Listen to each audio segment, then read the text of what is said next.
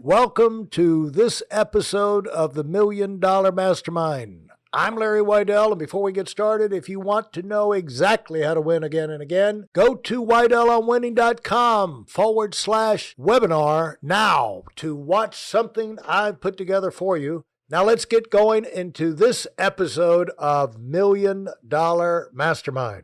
I'm here talking with Katy Milkman, and Katy's a lot of fun. Oh, thank you. Talk about TEDx. How did you get to TED or the book? Let's talk about the book, the TEDx, and the podcast. Yeah, all related. So sort of fast forward from what we've talked about, what led me to want to be a scientist, the magic of the social group that I found myself in graduate school that helped me discover what I loved doing. And I ended up as a professor at Wharton, studying the science of behavior change. And the questions I was interested in are really practically useful. So that was immediately clear to me that what I wanted to be studying was questions that would help people make better decisions in their lives, that help them advance their health, their financial security, their education. And that meant that if I wanted to have an impact, which is the reason I'm doing all of this in the first place, right? I'm doing the science because I saw, I was intrinsically interested, but I also saw an opportunity to make the world a better place. There was meaning in that for me. But if I'm just having a conversation with 100 other scholars in the world who are studying related questions and read my papers, that's not much of an impact in terms of actually making the world a better place. Right. Yeah. So I got interested in science communication. How can I spread the word about these things we're finding to a much broader audience so that they'll have real lasting impact on lives? Right. And that's what really led to the podcast, the book, and the TEDx talk that you mentioned. They're all part of that second mission. I'd say my sort of first mission in life is advance the science, advance the knowledge. But the second is, and make sure that it doesn't die with me, that it goes out to as many people as possible. And I find it fun also, it turns out, which is, we've talked about fun before. One of my favorite findings on the science of behavior changes, if you're doing something fun, you will persist. If you're doing something just because there's a long-term goal associated with it, but you're not enjoying it in the moment, you will quit.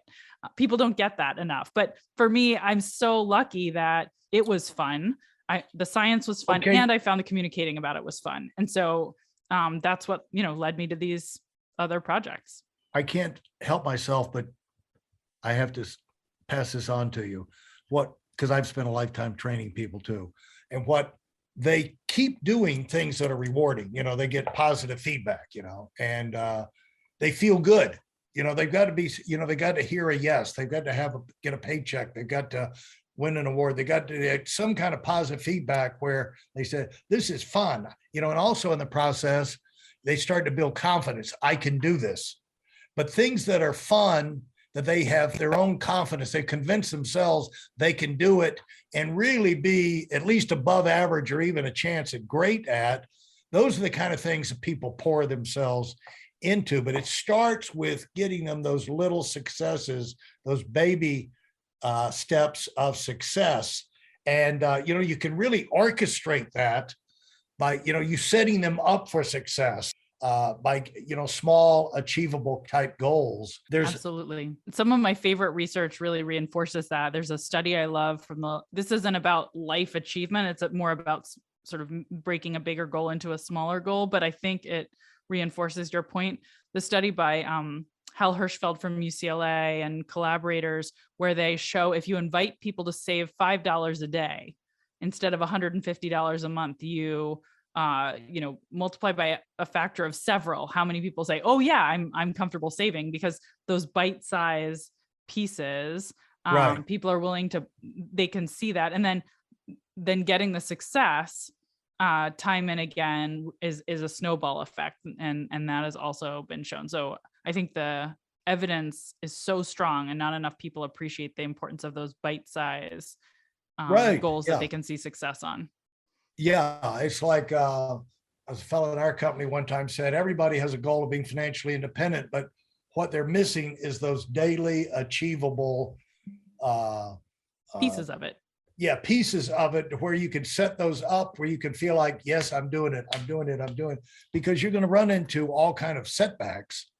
But if you have the positive things where you can say, yep, in spite of that, I got this done. In spite of that, I got that done. It helps you stay in control of your situation and reinforces you moving, continuing to move forward. And so what came first, the book or the TED Talk or the podcast? I think the TEDx talk was first, which was really, it was a University of Pennsylvania TEDx event. And, it was a good teacher and scholar. And well, you were the Iron Professor. I was the Iron Professor. Exactly. Right. So it wasn't a huge leap that the local TEDx organizers would invite me to give a presentation. Right. And then all the other professors hated you. You got selected. They didn't. I don't think they even noticed, actually. Okay. So everybody's busy in academia. Yeah. I don't think anyone noticed. I don't think there was any resentment there. And then the podcast, I'd written op-eds in places like the New York Times and the Washington Post, and started doing some speaking that outside of just. How do you write an op-ed in the New York Times and things like that? I mean, you just write it and send it in. Do they ask you? You write it and send it in. I had, in both cases that I wrote them, there was scientific discoveries that I felt were ready for a wide audience, and I could communicate in 1,000 words, and we wrote them up and sent them in, and they published it because they thought, oh, this is interesting. Yeah. We wrote one about how to achieve your New Year's resolutions, another one about a really different research study I'd done looking at whether or not professors discriminate against students on the basis of their race and gender. And we had some interesting things to say. So in both cases, they publish it, but this, it starts to build a little bit of an audience, and people are like, oh, this person does science and talks about it. So I think that those that articles, was the beginning. are those articles under your name? Yes. Yeah. You will be able to find them if you search for the New York Times. Katy Milkman, the Iron Professor. Yeah. I don't think the Iron Professor will yield. Is that part of your byline? The Iron Professor, Katy Milkman. Maybe from here on out, I'll use that. That is a good suggestion. Actually, you will appreciate. Now that you're laughing, wait a minute. I'm going to give you an even better one. I have a newsletter, and I sent a joke to my former students. I was like, I'm starting a newsletter because so many of you are in touch and want to hear about what's going on, and I'm going to share the latest behavioral science. And I said, I joked that I'd name it Milkman Delivers, but that's too ridiculous. And I got all of these emails, and all of my students, Katy, you have to call it Milkman Delivers. It has to be Milkman Delivers. What are you crazy? That's amazing. So I have a newsletter, and it's called Milkman Delivers. Okay. It's better than Iron Prof, I think. And how do they? Yeah, I think so too. And they can get that. Yeah, I guess you have a website. I have a website, katymilkman.com. You can sign up for my newsletter. It's free. And it has a funny title. Yeah. And in there you put out things, I guess it's coming to your attention or that you're working on as far as scientific breakthroughs, applications. Yeah, I do it once a month. And actually what it is I do these interviews with scientists for my podcast, Choiceology, which is this Charles Schwab podcast, where every episode, it's an interview with a scientist about a behavioral quirk or bias or some way we could be better that science has proven matters. Yeah. And I do these long interviews, but we actually only publish a really short edited portion of them. So I originally started the newsletter as a way that I could share some of the additional content that I thought was interesting. So I publish a Q&A with a scientist every month on a topic that I think is interesting and relevant to current events.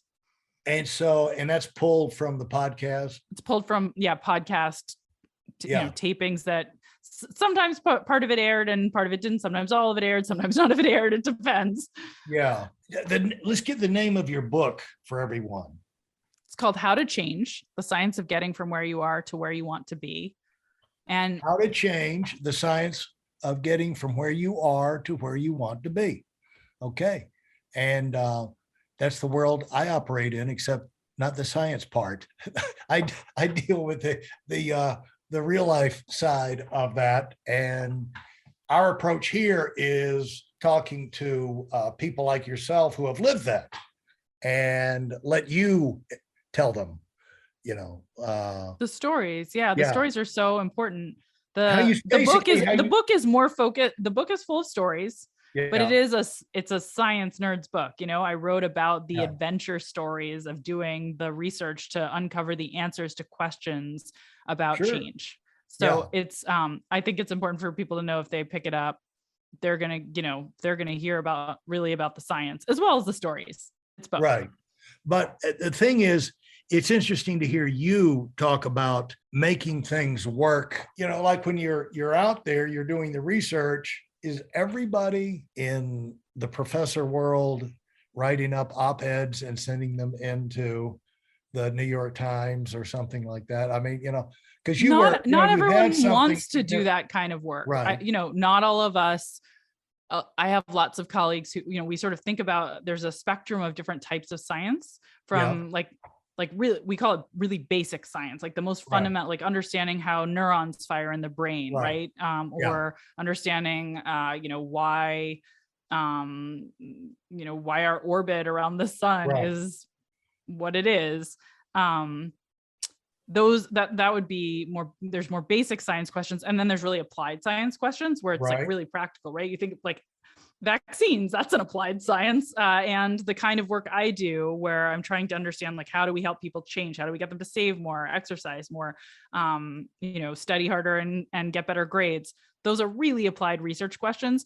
It's certainly much more common for someone to be writing op-eds, writing a book, having a podcast, and so on, if they're studying those applied questions, because you're so close to the practitioner world, and the interplay is really useful, right? Like I get so much out of even a conversation on a podcast where I'm being interviewed, and I get to hear you sprinkle in your practitioner experiences watching Elon Musk, or watching, you mentioned someone who started sort of the Khan Academy of medical, Right. Yeah. the medical world. Like, No. so there's this back and forth where somebody studying how neurons fire isn't gonna get that benefit necessarily from the public facing work. How do you get a podcast with Charles? Why is it the Charles Schwab podcast? Hey, listen, there's a lot of information online, but there aren't a lot of people who've actually done something. In my case, I've actually built a successful business that's accrued over $5 billion in assets under management, and has done well even during trying times. Now, if you want to know exactly how I've done this, go to whitelmwinning.com/webinar now. I've compressed a decade of learning into 5 short weeks just for those of you who want to give yourself an incredible advantage and are tired of waiting and watching others move up. So they actually started the podcast without me. I got to join the team after they'd had a very successful first season with another host. Choice, still under the same thing, Choiceology. Choiceology, yeah. So this is where, oh God, we're working on this, I can't remember, the 10th season now. Really? So there's one season with Dan Heath, who's a really wonderful science communicator who's written about behavioral science. His brother is in my field, professor at Stanford, who I've known since I was a graduate student.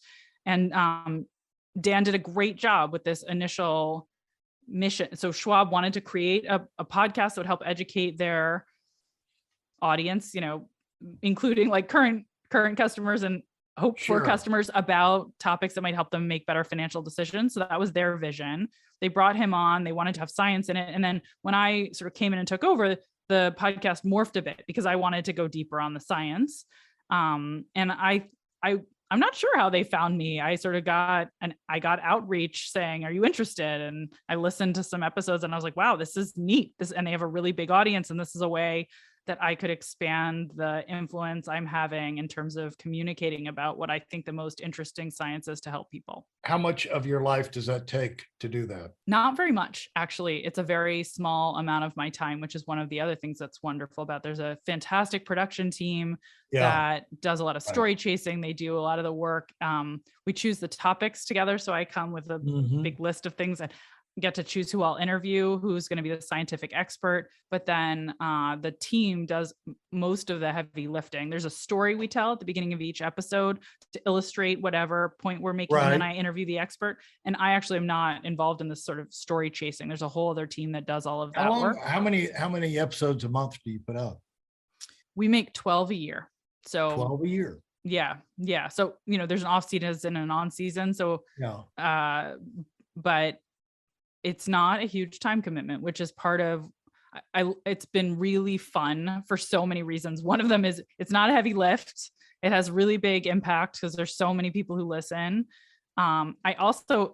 You're doing this, so not everyone has a taste for it, but wow, do I love the interviews, because I learned so much and it gives me all sorts of new ideas to get to go. Right. I have to go probe these scientists who are a little outside my area. I know their work, but I don't know it super well. I get to ask them these questions, and it generates all sorts of ideas. I've gotten so much smarter and I think better at teaching as a result. And so it's had these funny ancillary benefits when I thought it was just going to be a communications experience. It's much more. So, how do you think about your life right now? I know you enjoy it, but you're somebody who has, I think since we've started these interviews, you've had like 5,000 emails have loaded up in your tray. And so I don't want to depress you. I don't love the email part. That's not my favorite part of my life. I don't want to depress you, but this is going to come to an end. And those emails are going to be. And they're going to be waiting for me. Read me. Yeah. True. Oh, yeah, you are depressing me. Stop. But it's, it could be silence, crickets, and so, there's always worse problems. This is what we call a happy problem. Okay. Yes. This is how we look at this. It's a happy problem, Katy. It's so great to have so many interesting things coming across my desk. But you got you have a 5-year-old. What kind of, where do you live? What's your life? You don't have to give us your street address and phone number or anything, but my 5-year-old would actually, if he were here. There was a period when he was 3 where we were meeting people on the bus and he would just tell them our address. And we were like, you're going to have to stop doing that. It's very friendly. I live in downtown Philadelphia, which is pretty close to the campus of the University of Pennsylvania where I work. So it's a walking distance thing. Although obviously for the last couple of years, mostly I've been hanging out in my house in my home office. I've got a 5-year-old. My husband's a physicist. He's an astronomer and he teaches at the University of Pennsylvania too, which is really fun. Very lucky to be married to a brilliant academic who's constantly teaching me things. And I love my job. I have the best job in the world. I get to wake up in the morning and go think about ideas and talk to smart people and cook up new schemes to try to make the world better with science. When you think about your future for you, what would be a dream come true if all of these, the compounding continues, meeting more and more people, the research reaches a new level. How do you look at your future? I'm sure there's going to be another book. When you're doing continuing research, there's always more reasons to put out the next book and the next book. But have you thought about being on speaking tours and things like that to get the message out? Or do you feel like the message about this is going to get out sufficiently well doing the approach you've got? I've done a lot of speaking. I continue to do that. I'm happy. The book is, was a bestseller. The New York Times just named it one of the 8 books to read about healthy living in great 2021. So, it's doing well. The podcast is doing well. I'm an ambitious person who's normally looking for the next thing, but I have to say I'm really happy. And I think that when I think about what's the next big goal, it's all in the science. I feel really great about the communications. What I really want to do is make more progress on scientific discoveries that can help people live better lives. How does that happen? You get bigger grants? How does that happen? Yeah, bigger grants. Part of it happens is actually bigger ideas, just continuing to have conversations with brilliant people from all different disciplines and cook up new ideas about what might really have an impact, and then bigger partnerships. So finding organizations that are willing to invest in massive randomized controlled trials. That's the kind of work I do to test ideas. So And we did something a couple of years ago that just got published in Nature that was with 24-hour fitness. And it involved 60,000 of their members trying to figure out over 4 weeks, could we get them to exercise more regularly? So that's a really big study, but you can Yeah. get bigger than that, right? There's a lot more than 60,000 people in the world who want to be physically active, or, we're starting to think about partnerships on trying to reduce college attrition because, a third of people who start college in the United States don't I finish. got an idea for you. Okay. Studying the performance productivity of teams where they like their boss or their leader or their manager and they don't like. You know what I'm saying? Is this a positive person or a negative person? Because I think one of the most destructive hidden things out there is some of these people in authority positions that have gone rogue. For some reason they've gotten into an addiction, or they've just done the same job too long. They're taking it for granted, and all of a sudden now they're cooling it, and they haven't admitted that to themselves, where they're like, a drag on everybody underneath them. But being able to ferret out, like if you're a big multinational corporation, you got tens of thousands of people around the world, it would be great to have a program that could track or monitor that, because that would be one of the biggest to me.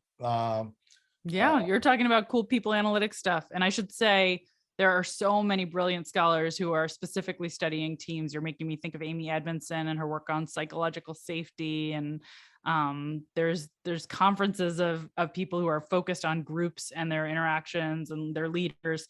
I mostly study individuals and the decisions they make about their own lives and about the outcomes that will have long-term rewards if they can see them through, but where the short term there's some pain, right? Like putting money aside, or exercising, or quitting smoking, or studying hard. So it's a different field, but there's lots of cool opportunities for overlap. And I absolutely agree with you that better understanding teams and leadership styles and how to diagnose failure is a burning question. But I will say there's great people working on that. That is great. I'm so excited for you and what you're doing, and looking forward to getting into your podcast and get your book and attempt to wade through the science. I bet it's not that bad. I hope it's not bad. I bet it's not that bad. Science isn't that dense. It's a light read. You're too good of a communicator for it to be a dense read. So anyway, thank you for saying that. Would you like to give a final word to the people who've been listening, and one final connection to them to pass on from your research and writings? Yeah, sure. How about one final word being, one of the most interesting things I've learned in my career studying behavior change is how important timing can be to success and motivation. I've studied something called the fresh start effect, that there are moments in our lives when we feel like we're turning the page to a new chapter. We have a new beginning. And of course, New Year's is the most famous, but these come along regularly, whether it's because it's a Monday, or the start of a new season, or the celebration of a birthday, or because you've moved to a new role or gotten a promotion or moved to a new city. When those moments come, we're extra motivated to pursue our goals. And I just want to mention, I think it's really underappreciated how much we can gain when we lean into those opportunities and set goals properly, set goals in the way we were talking about earlier. What's the bite-sized component you're going to tackle each day, instead of just the big long-term ambition that you may never achieve if you don't break it down. So look for fresh starts. Make sure you take advantage of that motivation, and that you set goals wisely so you can get from where you are to where you want to be. That would be a phenomenal book right there. The Fresh Start Effect. Well, it's a chapter of my book. I feel like it would, I thought about writing a book, but I thought it would be a little bit empty in that it just gets you started. And that's one of the problems with it. If all you have is the fresh start effect, you begin to change, but you don't see it through. And so it's a chapter. It's the first chapter. I'm looking forward to staying in touch and catching up on all your research. So thanks so much for taking the time. Thank Hopefully you. we- This was really fun. Hopefully we can do this again down the road, because I know you're going to be making big breakthroughs in identifying patterns that work and patterns that don't work. And it'd be great to hear. So thanks so much. If you enjoyed what you've heard and are dead serious about finding out for yourself exactly how this works in the real world, I've taken the most valuable business lessons I've learned over 40 years and put them into something for you to watch. Go to whiteelmwinning.com/webinar now in order to move up as fast as possible. I'm Larry Weidel, and I run the $1 Million Mastermind. Go, go, go.